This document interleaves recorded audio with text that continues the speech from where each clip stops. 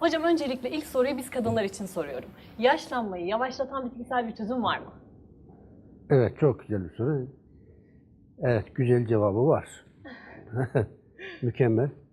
Şimdi insanlık son yüzyılda yaşlanma ile ilgili çok büyük araştırmalar yapılmış.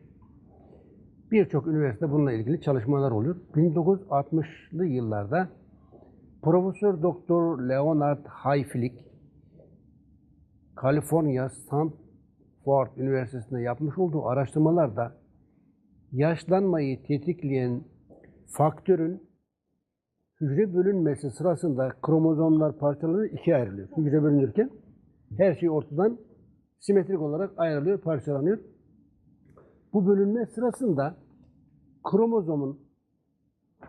kromozomların uç kısmında bir gen var. Yani çok karmaşık bir protein yapısı. Buna telomer denir. Telomer her bölünmede, hücre her bölünmede yıpranıyor, birkaç parçacık kaybediyor. Kaybettikçe ileride zamanla bölünme imkansız hale geliyor, telomer azaldıkça. Telomer, anne rahmindeki doğmadan önceki bir ceninin 15.000 telomerde nükleotit var. Doğduktan sonra bebekte azalıyor. 15.000 yavaş yavaş 12.000'e düşür. Çocukken 10 ila 12.000, gençlerde 8 ila 10.000, yaşlılarda 5.000'e kadar düşüyor. Çok karmaşık bir protein. Bunun içerisinde nükleotit yani parçacıklar azaldıkça hücrelerin bölünmesi imkansız hale geliyor. Ve hücreler ölüyor. Hücre bölündükten sonra onu hasar olmadan tamir eden, yenileyen bir maddedir, telomer. Bu nedenle yaşlı insanlarda ne oluyor? Kas kaybı, kemik erimesi, doku kaybı. Yaşlandıkça insanlar ne olur? Yavaş yavaş cildi, derisi, dokuları, kas dokusu, kemik, bütün organlar yavaş yavaş büzülüyor çünkü hücreler ölüyor. Yaşlanmayı durduramazsınız ama yavaşlatabilirsiniz. Bununla ilgili çalışmalar yapılmış. İlk Leonard Hayflick bununla ilgili bir buluş yapmış. Hızlı yaşlanmanın sebebinin telomer denen proteinin azalmasından kaynaklandığını belgelemiştir. Fakat bununla ilgili araştırmalar çok yavaş gelişmiş.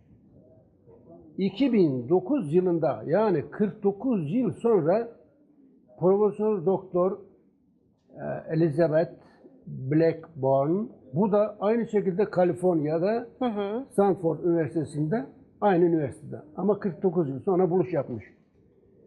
Telomeri yani bu proteini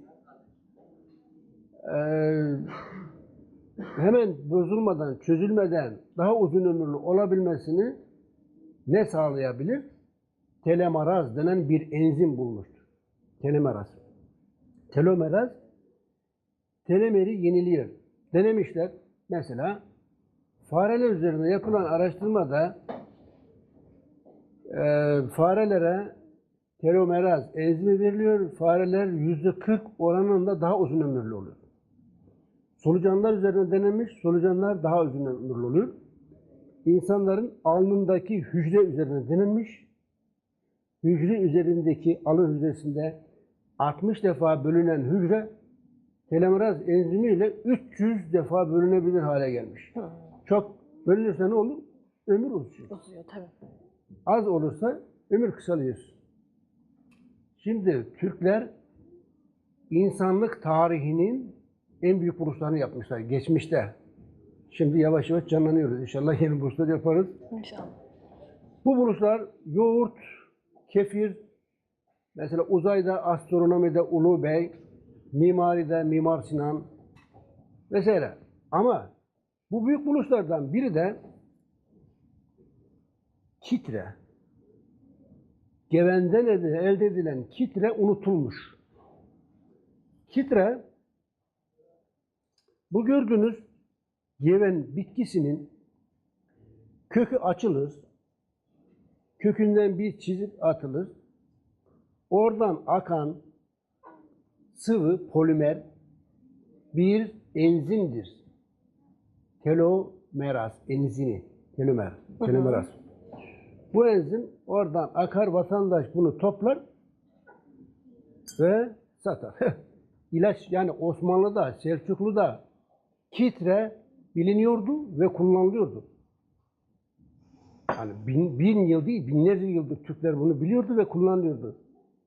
Yani bunlar kadim bilgilere sahipti. Çok orijinal, eski bilgilere sahipti. Türk tıbbı çok derin bir tıptır. Kitre birçok yerde, birçok ilaçta, bütün mevcut eski bitkisel ilaçlarda neredeyse %90'a varan oranda kitre kullanılmış. Neden bu kadar kullanılmış, niçin bu kadar kullanılmış, bunun sebebi nedir diye bir araştırma yaptık ki bu hücre yenileyici, gençleştirici, dinç tutucu, kırışıklıkları önleyici vesaire birçok özellikleri var. Şimdi bunu sentetik olarak üretiyor bazı ülkeler ve kullanıyorlar, ilacını yapıyorlar. Fakat kitrenin kendisi doğal olarak nedir? Daha etkilidir. Direkt bu bitkinin kökünden akan bu reçine şeklindeki bu madde %100 saf, temiz, arı duru telomeraz enzimi. Bu şekilde tüketilebiliyor mu hocam? Bu şekilde tüketilebiliyor mu? Hayır, biz onu geliştirdik. Şöyle bir formül oluşturduk. Şimdi mesela şöyle sıkıyorsunuz, çok az bir şey. Elinize, yüzünüze sürebilirsiniz. Süzdüğünüzde böyle 2 dakikada cilde hemen parlatır. Hiçbir kimyasal içermez. Alkol yok. Artı içerisinde doğal antibiyotik var. Klordioksit ve bazı başka. Yani aynı zamanda ciltte ekzema, sedef, akne, sivilce vesaire varsa onları da iyileştirir. Çünkü hücre yenileyici, tamir edici, anti-aging, antioksidan. Yani Türkler sadece yoğurt bulmamış.